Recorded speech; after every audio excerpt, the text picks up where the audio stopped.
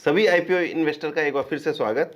और हाँ, आजकल जैसा माहौल चल रहा है ये समझो आईपीओ की बहार चल रही है। और इस बहार में जहां retail 50-100 time, small HNI 100 time, big HNI 500 time और एसएमई आईपीओ में तो पता नहीं क्या हाल हो रखा है। 500 टाइम से नीचे तो कुछ लगता ही नहीं है। ऐसे में हमारे मन में और आपके मन में भी आता होगा, क्यों ना हम भी एंकर इन्वेस्टर बनकर इसमें अलॉटमेंट ले लें, क्योंकि एंकर में तो एक दिन पहले भी अलॉटमेंट मिल जाता है और साथ ही साथ ये भी फायदा हो जाता है कि जितना लगाओगे उतना मिल जाता है। क्यों ना हम एंकर बन जाएं। क्या आपके मन में भी ये बात है? तो आइए आज हम बात करते हैं कि एंकर इन्वेस्टर बनने के क्या क्या रूल्स हैं और क्या हम एंकर बन सकते हैं। तो एंकर इन्वेस्टर का कॉन्सेप्ट हुआ था 2009 में लॉन्च। उस समय बाजार में मंदी चल रही थी, 2008 के बाद की मंदी थी। उस मंदी के कारण आईपीओ सब्सक्राइब नहीं हो रहे थे, तो यह कॉन्सेप्ट लॉन्च किया गया।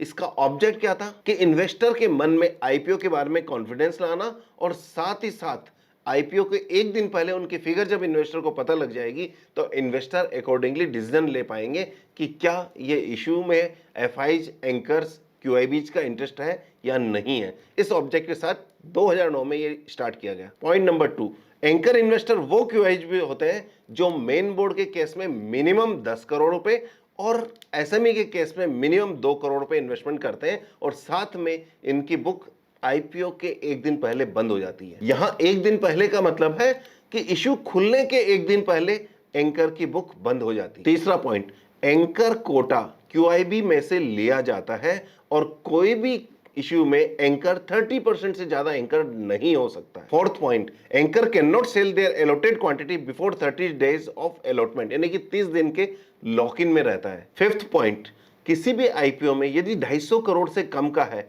तो 15 से ज्यादा एंकर नहीं हो सकते और 250 से ज्यादा का है तो 25 से ज्यादा एंकर नहीं हो सकते हैं। सिक्स पॉइंट, कोई भी म्यूचुअल फंड टोटल इशू की साइज से 10% से ज्यादा एज ए एंकर नहीं आ सकते हैं। इशू की साइज से, न कि म्यूचुअल फंड के एयूएम की साइज से। यदि 250 करोड़ का इशू है तो 25 करोड़ से ज्यादा वो नहीं लगा सकते हैं, मैक्सिमम 25 करोड़ लगा सकते हैं। सातवां point, as a retail investor आप हमेशा एंकर बुक को ध्यान में रखिए जो इशू खुलने से एक दिन पहले आपके पास आ जाती है। यदि अच्छी क्वालिटी के एंकर्स होंगे तो ये आपको आईपीओ लगाने के लिए कॉन्फिडेंस देते हैं। आठवां पॉइंट, यदि एंकर में एफआईज ज्यादा हो और म्यूचुअल फंड कम हो तो इसका मतलब ये एडेड एडवांटेज की तरह आप ट्रीट कर सकते हो, क्योंकि एफआईज जनरली लॉन्ग टर्म के लिए इन्वेस्टमेंट करते हैं और म्यूचुअल फंड से ज्यादा बेटर माना जाता है इन्वेस्टर के पॉइंट ऑफ व्यू से। तो इसीलिए यदि आप जिस आईपीओ में लगाना चाहते हैं उसमें एफआईज ज्यादा है एंकर में और म्यूचुअल फंड कम है तो ये एडेड एडवांटेज है। तो अब आप बताइए, क्या आप भी एंकर की तरफ बनना चाहते हैं या एंकर की तरफ पार्टिसिपेट करना चाहते हैं? तो सबसे पहले दो काम कर लीजिए। नंबर 1, इस चैनल को सब्सक्राइब कर लीजिए जिसमें आपके कोई पैसे नहीं लग रहे हैं, और दूसरा, यदि व्हाट्सएप चैनल ज्वाइन नहीं किया है तो उसको ज्वाइन कर लीजिए, लिंक नीचे डिस्क्रिप्शन में। और तीसरा, यदि आप चाहते हैं कि हमारी टीम आपके म्यूचुअल फंड पोर्टफोलियो में आपकी मदद करे तो लिंक डिस्क्रिप्शन में है, उसमें जाके फॉर्म भरिए। हमारी टीम आपको कनेक्ट करेगी आपके कंफर्ट के टाइम पर।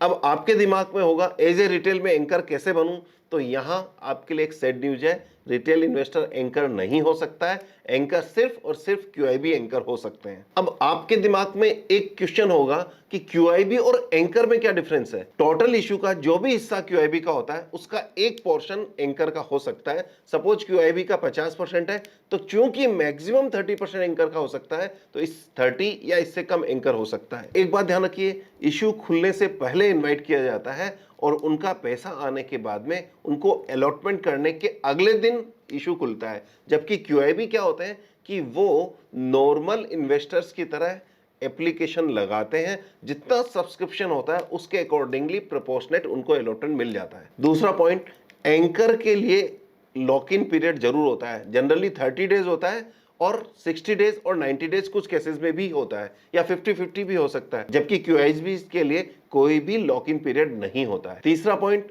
कंपनी और लीड मैनेजर की रेस्पॉन्सिबिलिटी होती है कि इशू से पहले, खुलने से पहले एंकर बुक को डिस्क्लोज करें, जबकि क्यूआईबी के केस में इशू बंद होने के बाद में भी डिस्क्लोज किया जा सकता है। ये नहीं है कि डेली बेसिस पे डिक्लेयर करें। वो सब्सक्रिप्शन फिगर आपको पता लगती है लेकिन नाम कब पता नहीं लगता है। नाम पता कब लगता है? जब इशू बंद हो जाता है उसके बाद में। एंकर के साथ सबसे बड़ा बेनिफिट ये होता है कि 30 दिन का लॉक इन पीरियड होता है। इसका मतलब ये पोर्शन सेलिंग में नहीं आएगा। रिटेल इन्वेस्टर जिस समय सेल करना चाह रहे हैं, यानी कि पहले 30 दिन में, जबकि क्यूआईबी के केस में ये स्टेबिलिटी नहीं मिलती है। क्यूआईबी भी first day of listing sell करने आ सकते हैं, ये एक ड्रॉबैक होता है। तो कुल मिलाकर एंकर और क्यूआईबी में क्या डिफरेंस है ये भी पता लग गया, और एंकर क्या होता है ये बड़ा कंफ्यूजन चल रहा था, इस वीडियो से मैंने आपका दूर कर दिया है। लगता है ये वीडियो आपको पसंद आया होगा, तो अपने दोस्तों के साथ शेयर करना मत भूलिएगा, और अपने दोस्तों के साथ इस चैनल को सब्सक्राइब करना भी मत भूलिएगा। Thank you very much.